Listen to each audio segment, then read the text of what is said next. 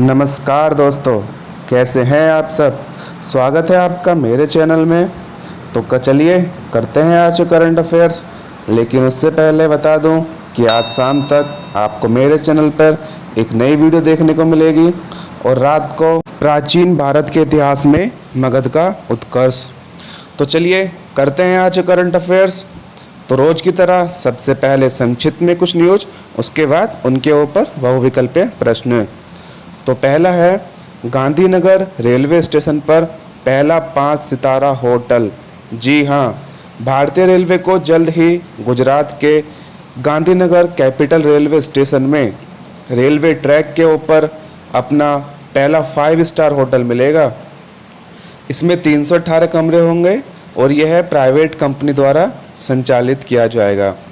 यह होटल 7400 वर्ग किलोमीटर में फैला है और उसे 790 करोड़ रुपए की लागत से बनाया गया है। तो अगली न्यूज है, भारत को मिलेगा अपना दूसरा सबसे लंबा एक्सप्रेसवे और यह एक्सप्रेसवे न्यू गंगा एक्सप्रेसवे है जो उत्तर प्रदेश राज्य से होते हुए गुजरेगा और राज्य के कुछ प्रमुख शहरों को जोड़ेगा। यह एक्सप्रेसवे लगभग 594 किलोमीटर लंबा होगा और इसके बनने के बाद दिल्ली और प्रयागराज के बीच जो समय लगता था पहले 10 से 11 घंटे लगता था, इसके बनने के बाद पूरा होने के बाद 6 से 7 घंटे लगेंगे।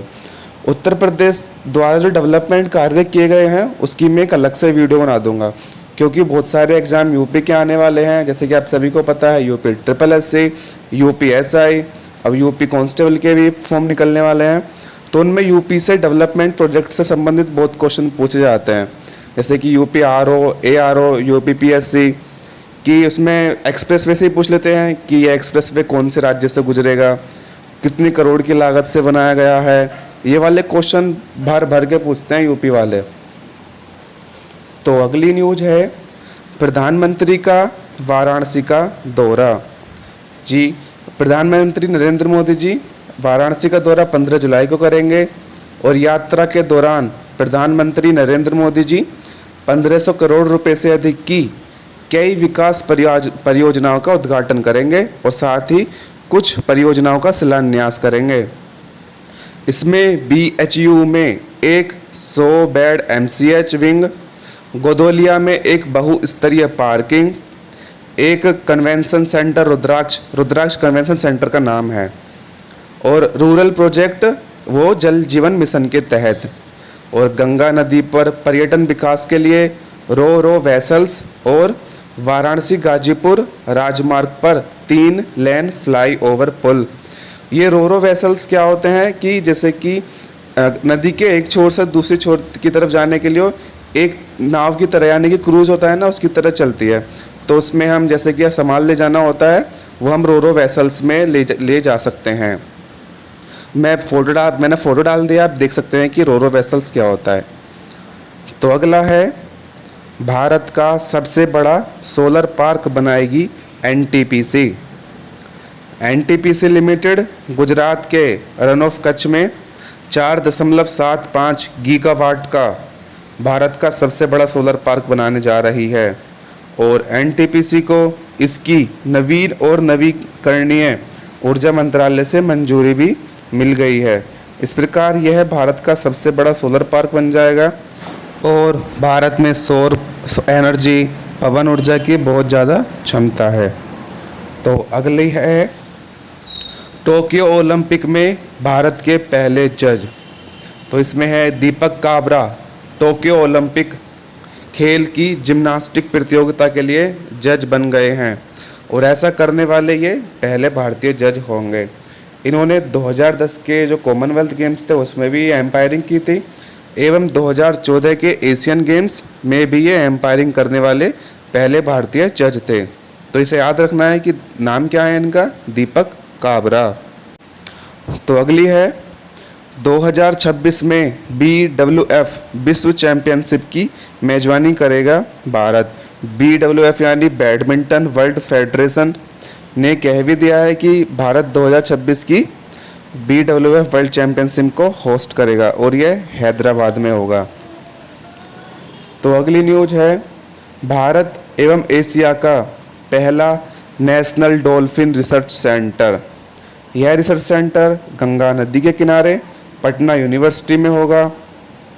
और 2018-19 के गंगा में सर्वेक्षण के अनुसार लगभग 1455 डॉल्फिन गंगा नदी में देखी गई थी।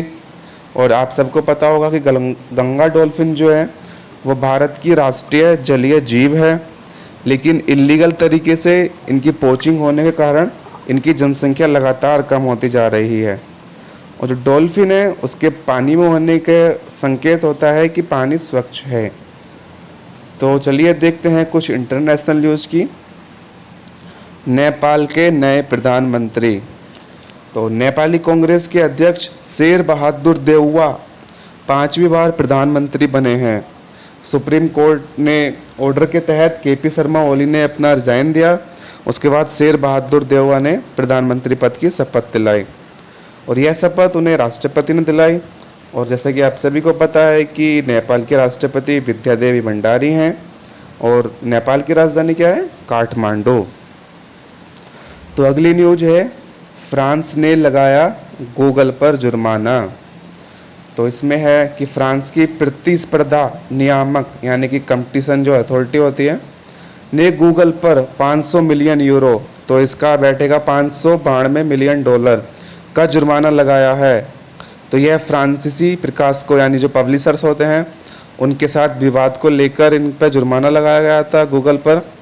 इसमें पब्लिशर चाहते थे कि कंपनी उनके समाचार के उपयोग के लिए भुगतान करे, लेकिन गूगल ने ऐसा नहीं किया। तो उसके बाद इनकी प्रतिस्पर्धा नियामक ने गूगल पर 500 मिलियन यूरो का जुर्माना लगा दिया। तो चलिए देखते हैं अभी कुछ 1-2 लाइन के कुछ हेडलाइंस। तो इसमें है कि भारतीय नेवी ने बोइंग से प्राप्त किया 10वां P-8I सबमरीन वारफेयर एयरक्राफ्ट। तो दूसरी है, गृह मंत्री अमित शाह ने नेशनल फोरेंसिक साइंस यूनिवर्सिटी जो कि गांधीनगर गुजरात में है एक research base centre of excellence का उद्घाटन किया है। यह ड्रग्स और नारकोटिक्स से संबंधित है, जिसमें यूथ को उनसे कैसे छुड़ाएं ड्रग्स और नारकोटिक्स से इत्यादि के बारे में बताया गया है। तो अगला है, पहली बार सूती धागे को रेल मार्ग से बांग्लादेश के बेनापोल भेजा गया। तो अगली हेडलाइंस है, अडानी समूह ने लिया मुंबई हवाई अड्डे का नियंत्रण अपने हाथ में। तो अगली है, हरियाणा ने खेलो इंडिया यूथ गेम्स को 2022 तक किया स्थगित। रेलवे स्टेशन जहां पहला 5 सितारा होटल होगा कौन सा है? नई Delhi railway station, Gandhinagar railway station, Jaipur railway station या फिर आगरा रेलवे स्टेशन। तो इसका सही जवाब हो जाएगा गांधीनगर रेलवे स्टेशन। अगर आप इसे देखना चाहते हैं तो मैंने अपनी इंस्टा आईडी पर डाल दिया है इसका छोटा सा क्लिप, आप नीचे दिए गए लिंक पर जाकर देख सकते हैं। तो अगला है, न्यू गंगा एक्सप्रेसवे की लंबाई कितनी है? 565 किलोमीटर, 594 किलोमीटर, 590 किलोमीटर या फिर 600 किलोमीटर। तो इसका सही आंसर है 594 किलोमीटर। भारत का सबसे बड़ा सोलर पार्क NTPC कहाँ बनाएगी? जैसलमेर, बाड़मेर, रन ऑफ कच्छ या फिर बड़ोदरा।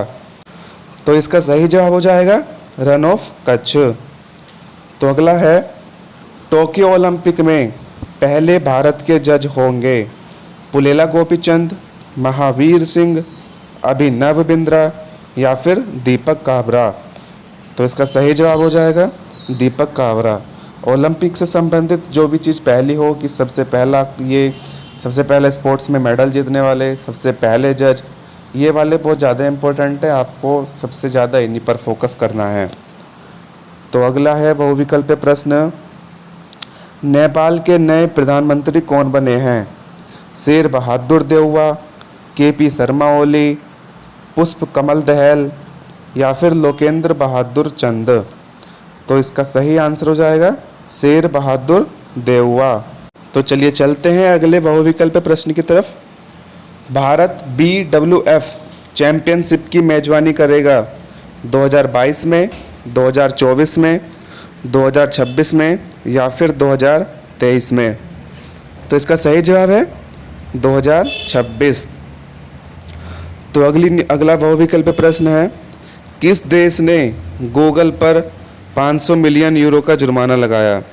फ्रांस, जर्मनी, इटली या फिर पुर्तगाल? तो आप देखकर इसके नीचे कमेंट सेक्शन में लिखकर बताएं कि किस देश ने गूगल पर 500 मिलियन यूरो का जुर्माना लगाया है। तो अगला बहुविकल्प प्रश्न है, भारत का पहला नेशनल डॉल्फिन रिसर्च सेंटर कहाँ होगा? पश्चिम बंगाल, उत्तराखंड, उत्तर प्रदेश या फिर बिहार? तो इसका सही जवाब है बिहार। यहाँ पर आपको एक चीज़ याद रखनी है कि जो एग्ज़ामिनर है वो उसमें नदी में आपको कंफ्यूज कर सकता है, जैसे कि गंगा नदी या फिर सिंधु नदी। ये वाला जो रिसर्च सेंटर है वो गंगा नदी डॉल्फिन से संबंधित है। तो यूपी पीसीएस हो गया, यूपी आरओ वाले पेपर में यहाँ पे वर्ड्स में कंफ्यूजन बहुत ज़्यादा क्रिएट करते हैं। तो सिंधु नदी डॉल्फिन भी हैं और गंगा नदी डॉल्फिन भी हैं।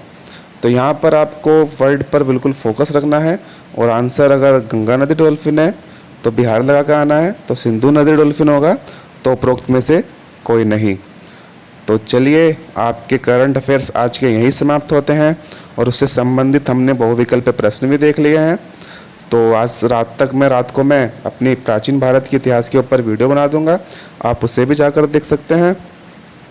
तो वीडियो को आखिर तक देखने के लिए आपका बहुत बहुत धन्यवाद। और यदि अभी तक आपने मेरे चैनल को सब्सक्राइब नहीं किया है तो सब्सक्राइब अवश्य करें, वीडियो को लाइक करें, शेयर करें और मेरे चैनल पर बेल आइकन दबाना ना भूलें, जिससे कि आपके पास मेरे वीडियो की नोटिफिकेशन सबसे पहले पहुंचे। बहुत बहुत धन्यवाद।